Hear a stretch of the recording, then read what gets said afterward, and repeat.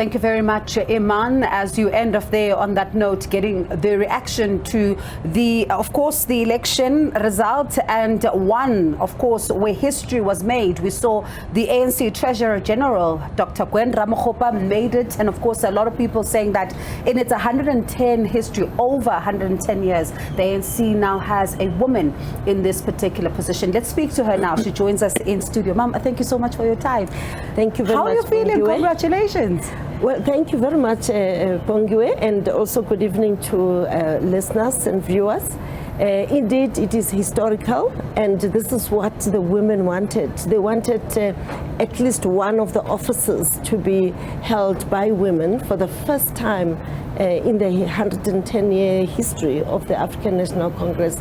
A great responsibility to shoulder. However, it is important to take inspirations from those that were before us. And talking about that, how do you then also ensure that as you take on this responsibility now, you are then taking on others behind you as well, who are aspiring to get into these positions? I mean, one is thinking ANC President at some point, one is thinking Secretary General at some point. How then do you use this opportunity that you've been given to do that? When we were at the 6th National Policy Conference, the conference did express the need to have the officials represented by 50% of women, and that at the time meant a minimum of 3. And we managed to achieve the 3. That's also historical, and it is important that as women are represented in the various roles, it inspires others to also come along. Even ourselves were inspired by those that were before us. If we remember, Mam Charlotte Mkhize, who even had a degree of BSc, the first South African black woman to have a BSc degree. But the institutions were not ready to accommodate her in a leadership role, but she helped mobilize the men to go there and establish the African National Congress. And afterwards, she said, this task is too big for men alone. We will also establish a women's league whilst waiting for institutions to be able to accommodate women. So now we have come of age as African National Congress. The institution must be able to integrate women in all its facets. Yours is a mammoth task. You are entering into a very difficult terrain, because this office came under scrutiny when workers were not paid. It came under scrutiny when the organization looks at its own finances. How do you change that? It's important to understand the finances in the context of programs. And that's what we did when I was deployed to the SGO. We also engaged ourselves on the issues of finances, and we are glad that we have made significant progress working with the TG. And I'm also happy that the workers have already been paid also for the month of December. And that's a top priority, because that's our capacity. Secondly, it is also to look at the contributing factors. We have just had a financial report to conference, and we have identified the areas that need to be attended to. And one of those is to reduce the number of officers, high officers that are in the organization full-time. And we've added another Deputy Secretary General, and the Treasurer General position is no longer full-time.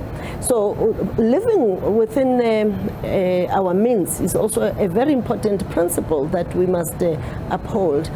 We have also lost quite experienced and expertise because of the financial difficulties.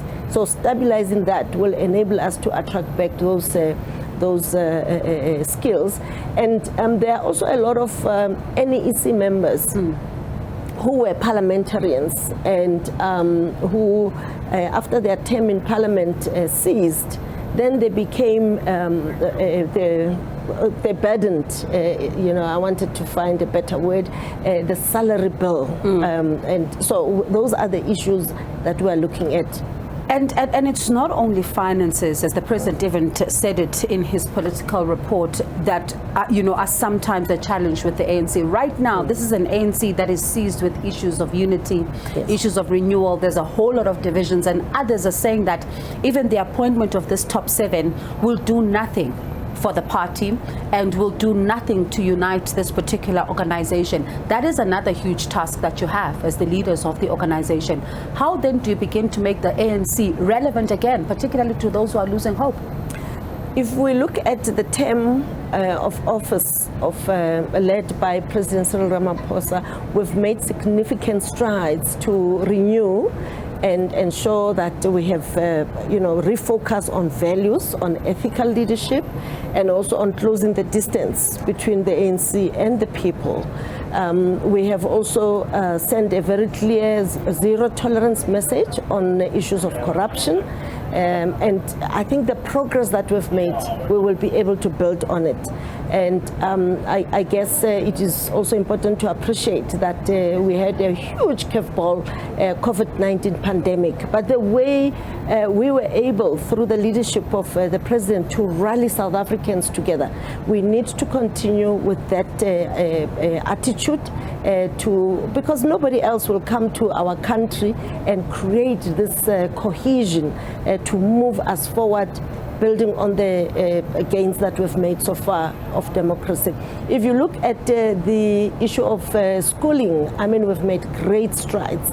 Even the girl child has emerged, having access to schooling, higher education. We have the NSFAS, and yes, we don't reach everybody. There are measures that we're putting in place, policies to also ensure that the missing middle has support. Housing, unprecedented globally, access to housing, and also even this relief fund during COVID. Not all countries could do that. So we have a lot of gains that we must defend and protect and avoid destructive behavior like happened with the July 2021 riots, because that pulls us much further back.